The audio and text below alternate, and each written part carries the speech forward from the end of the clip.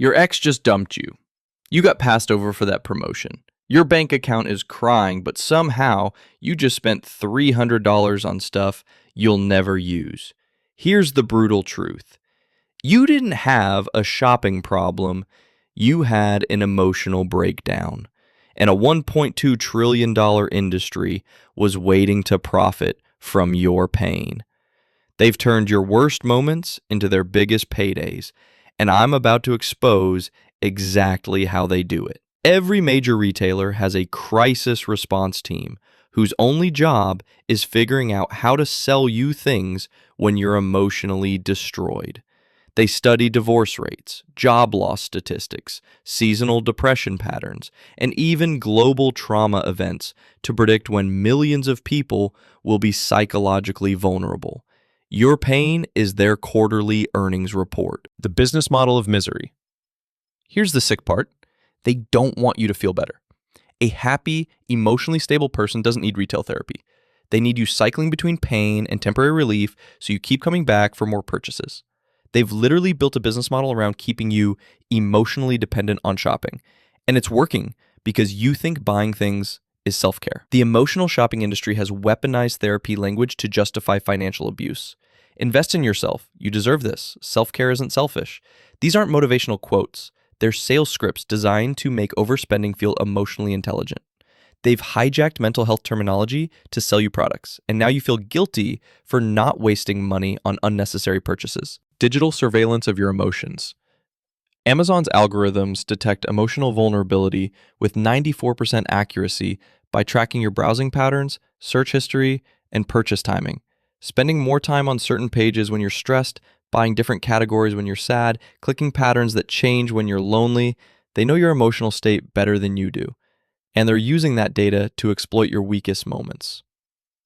The subscription box industry automated emotional exploitation by delivering quote-unquote self-care to your door every month. You're literally paying companies to send you emotional band-aids on a schedule, training your brain to expect retail therapy as a monthly medication. They've turned emotional shopping from an occasional impulse into a programmed monthly expense. Social media manipulation. Social media influencers are paid emotional drug dealers. They share their quote-unquote mental health struggles and then immediately promote products that quote-unquote help them through it, end quote. You're not following lifestyle content. You're watching sophisticated sales presentations disguised as vulnerability.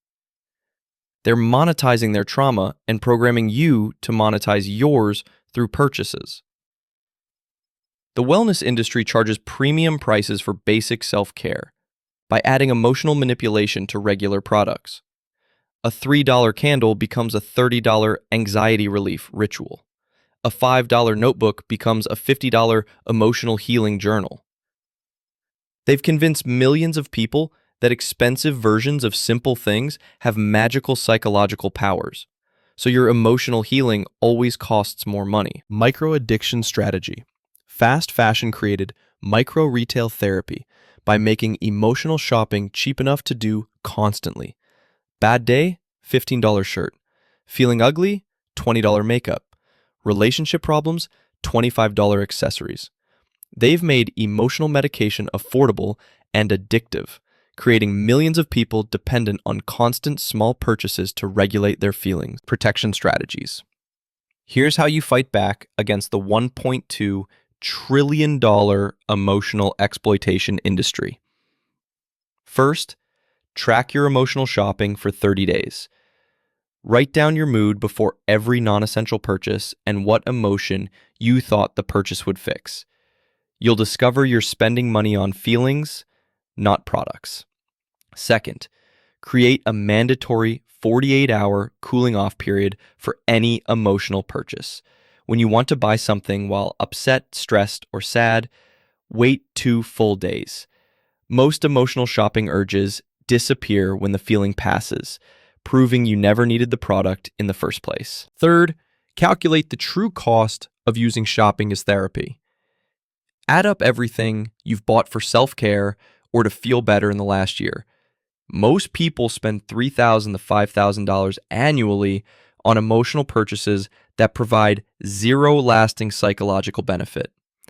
That's enough money for actual therapy that could solve the root problems instead of just masking symptoms.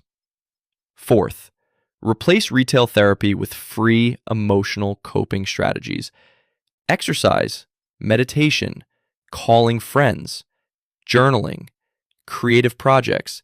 These actually address emotions instead of just distracting from them temporarily. The goal isn't to never spend money. It's to stop using spending as emotional medication. Finally, recognize that companies profit when you're in pain, which means they have zero incentive to help you feel genuinely better. Real emotional healing makes you less profitable to them, which is why retail therapy never actually works long term. They need you stuck in cycles of pain and temporary relief through purchases. The $1.2 trillion emotional shopping industry has convinced an entire generation that feelings should be solved with transactions. But here's what they don't want you to discover. Everything that actually makes you feel better long term is either free or costs way less than retail therapy. Real self-care doesn't require a credit card, genuine happiness doesn't come in packages, and emotional healing can't be delivered with 2-day shipping. Stop letting companies profit from your pain. If this video helped you see through emotional shopping manipulation, subscribe for more ways to protect your mental health and your money from psychological predators. Thanks for watching, and I'll see you in the next one.